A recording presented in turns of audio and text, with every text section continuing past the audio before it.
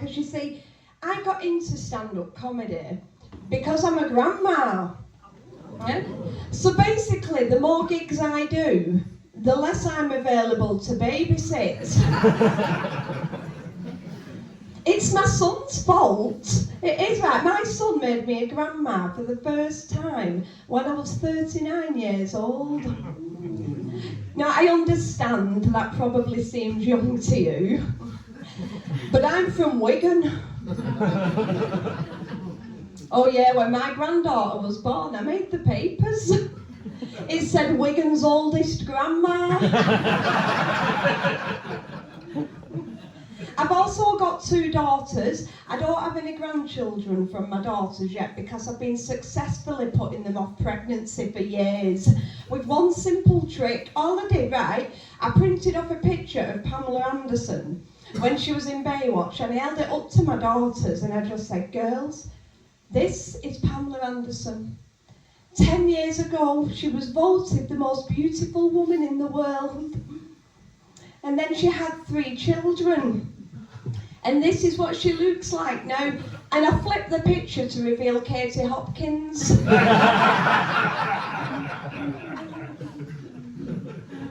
Yeah. I drink a lot. Yeah. For 3 reasons. My firstborn, my secondborn, and my thirdborn. Yeah, quite recently. I've only just discovered gin. I bloody love gin. Honestly, Gordon's gin is my absolute favourite. I love Gordon's gin so much that if I'd have discovered it like 28 years ago, I guarantee that my son would have been called Gordon today. Instead of Mad Dog 2020.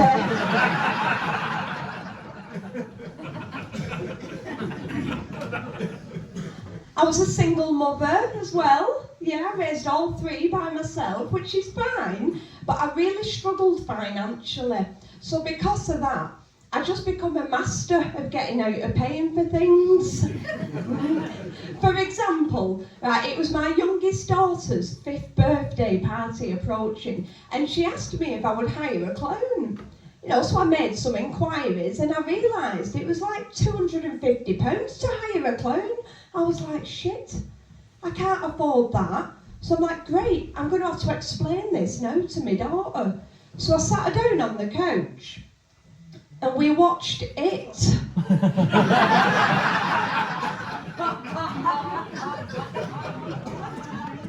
And that's when it occurred to me, ladies and gents, the power of movies and how they can save me some money. She brought this letter back from school once, right, and it was to go and stay in some farmhouse in the countryside. I read the letter, I couldn't believe, right, that school wanted £500 for my daughter to go and stay in some crappy old house in the middle of nowhere. Well, I didn't have £500, but I did have a copy of the Texas Chainsaw Massacre. She's 19 years old now, they can't take her off me. You know, people have often asked me how I coped as a single mother. And then they automatically judge me when I say citalopram and wine. Do you know what's really frustrating for me? So all my kids, right, they're all grown-ups now, and I'm more skint now than when they were little. It's true that, isn't it? You end up more skint. It's been stressing me out. In the past 6 months, I've applied for about 50 part-time jobs with no success at all. And it's been proper getting me down. So do you know what I did? I emailed all the employers to ask them for some feedback on my application. 2 of them responded with the exact same answer. They both said the reason I wasn't selected for interview was because on my CV it reads that I'm a stand-up comedian and they didn't think I would take the job role seriously. So I've amended my CV. Right, so now instead of it saying stand-up comedian, I've changed it to adult entertainer.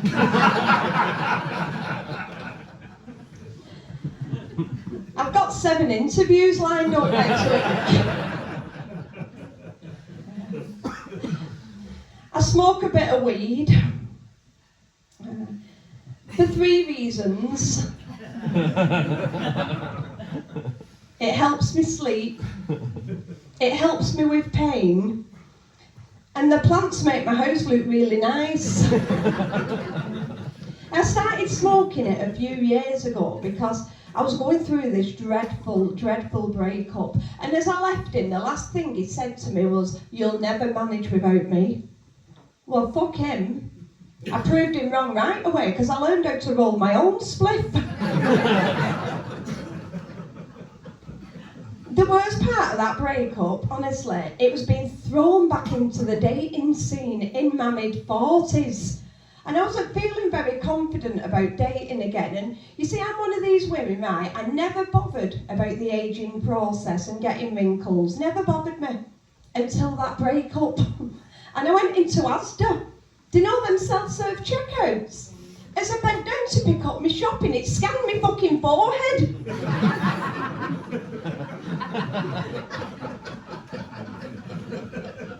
It made me more paranoid because it spat out a receipt ironically charging me for a bag for life.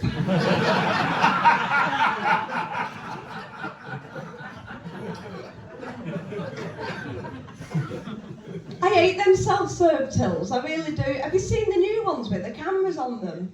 That's so you can watch yourself working for free.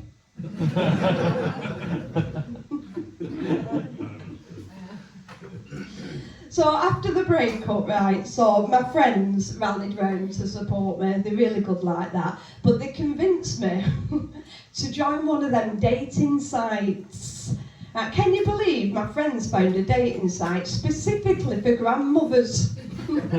It was called HRT dating. HRT. It was for horny, ready and thankful. Now, the only advice my friends gave me about the dating site, I'd never been on one before, they said, listen, just write a very short bio because men don't give a shit about your likes and dislikes. So I thought I'd be clever with my bio, so underneath my photo I just put, rich, slag.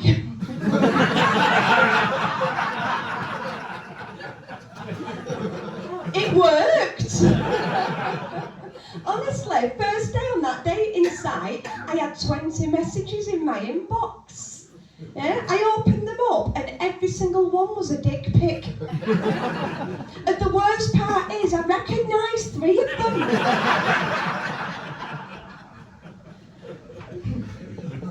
Now, I wasn't going to respond to any of them because I thought it was quite offensive, if I'm honest.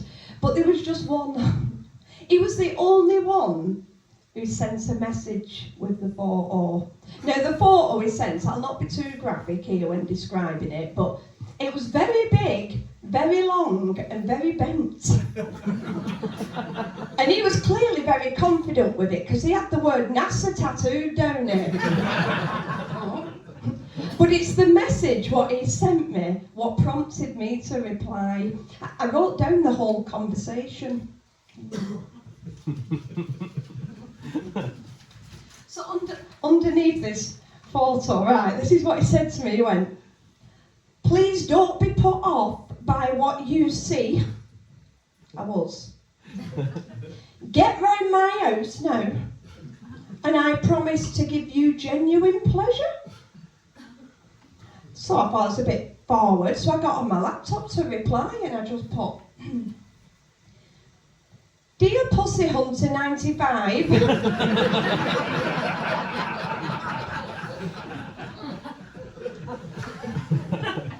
thank you for the offer.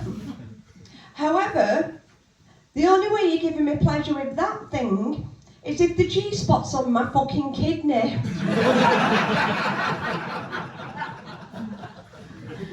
Kind regards, Anal Queen 77.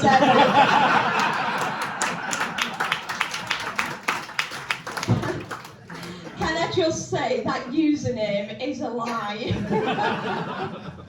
I was born in 76.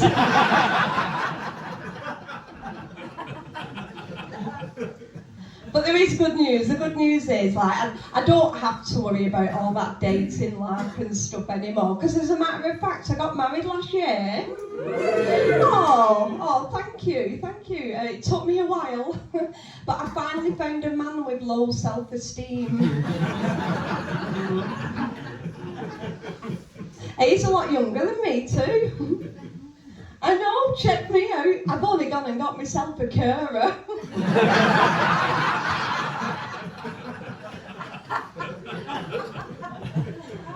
He does spoil me though, my husband. He does spoil me. Do you know what he treated me to recently? A plastic surgery consultation. Do you know the type what I mean? The ones where you just stand there in your knickers while the doctor attacks you with a permanent marker highlighting all your insecurities. So I went for my consultation, right? The doctor was drawing on me that fast, I thought he was playing Pictionary. Honestly, when he'd done, my arse looked like an ECG reading. And he had more marks on my face than Post Malone. So what he did, he wrote down all the suggested surgeries that I needed. And he gave them me, and I looked at him and I went, how much is all this going to cost? He went, roughly about 50 grand. I went, 50 grand, doctor, look at me. I'm wearing Primark knickers with holes in, I've not got 50p. He said, don't worry about it. We can give you some credit. Well, I hardly think, looking at the list, I hardly think that a nose job, Botox, a tummy tuck, new boobs, liposuction and a labia lift is giving me much credit. I said, I'll be honest with you, doctor, it'll take me 5 years to pay off one tit. In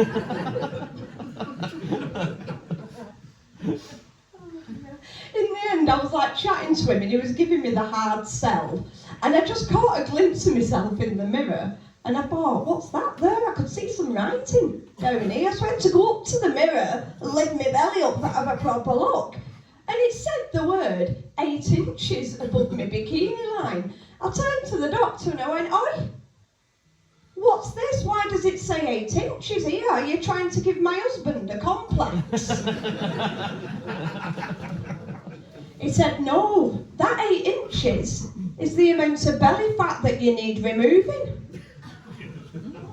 I looked at him and I went, hey, let me tell you something now, doctor. I've had 3 caesarean sections and a hysterectomy. This 8 inches has been earned through blood, sweat and tears.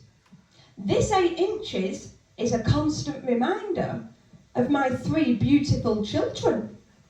And most importantly, doctor, this 8 inches is my shield. Because when I'm in bed, it means I can look down and not see my husband's bald patch.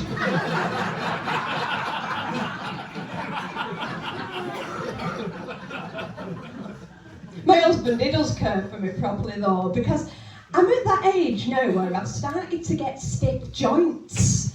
And nowadays, after sex, when my husband gets up from what he calls the stationary position, I'm just left on my back with my arms and legs in the air because I've seized up. I look like a roast chicken, but without the giblets because I've had a hysterectomy. And that's how my husband cares for me, because he cracks me back into place afterwards. He says he doesn't mind because it reminds him of when he played with them Transformers toys as a kid. Although he doesn't call me Optimus Prime. He calls me Amazon Prime.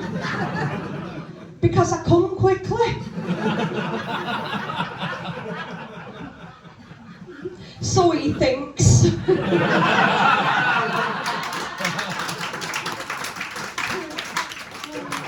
Honestly, right, when I was in my 20s and 30s, I could perform the whole of the Kama Sutra. Now I'm pushing 50, I'm literally just getting the karma. The pain's getting so much. Like when I had to prep for sex nowadays. So when my husband starts getting a little bit amorous, I just say, I'm just nipping to the bathroom to freshen up. He thinks I'm having a quick shower and gargling mouthwash. I'm not. I'm massaging ibuprofen gel into my groin area. I do feel sorry for my husband, I do, because he met me, when we first met, like, I just started going through the menopause. And I wanted to be open and honest with him about being on the menopause and the symptoms, what to expect with menopause. I told him everything the day after we got married. He says he's sick of my mood swings. Do you know what he did? He went out and bought me one of them mood rings. Do you know what they are? Yeah, they change colour, don't they, depending on your emotional state. So he bought me one of these rings. He says, I want you to wear it all the time. And when I notice that it's turning black, I'm just going to leave you alone to calm down. Now, luckily for me, my husband believes in all that bullshit. So I got some black nail polish. I barely see him. And it's cured my mood swings. Do you know the most embarrassing symptom of menopause, which I'm experiencing? It's incontinence. Incontinence isn't good when you also suffer with hay fever. Yeah? I just wish there was a tablet to treat both at the same time. I've thought about this a lot, you know. They could call it an antihistamine.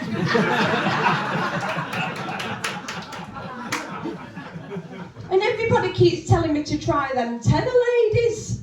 Now, I remember tenor ladies when my children were born and I was at the hospital and they gave me one once. It was that thick.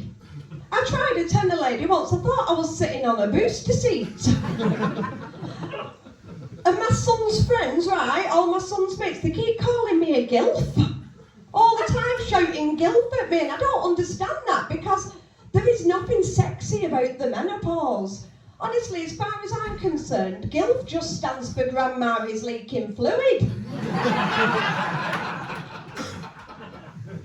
And some people are surprised when I tell them I'm on the menopause, but I am, because a few years ago I needed an emergency hysterectomy and it automatically puts you in the menopause. So before I go, I'll just leave you with this story. It's not even a joke I've written. This has genuinely happened. Right, so I just had my surgery and I'm in the recovery room and I'm just coming around from the surgery and my first thing I saw was my gynaecologist stood at the side of my bed and he was giggling.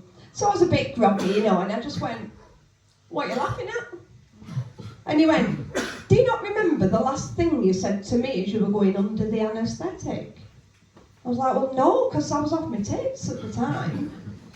So apparently, as I was drifting off, my last words to my gynaecologist was, "Please don't take my G-spots." And I started laughing with him because I know it's typical of me to say something arsey like that. And we giggled, both of us, bonding as doctor and patient. And after a couple of minutes, the penny dropped and I just went, "But did you?" And his genuine response, ladies and gents, was, "No, I couldn't find it." You've been an absolute delight. I hope you make a shitload of money for your charity. Thank you, Abby Lindsay Davis.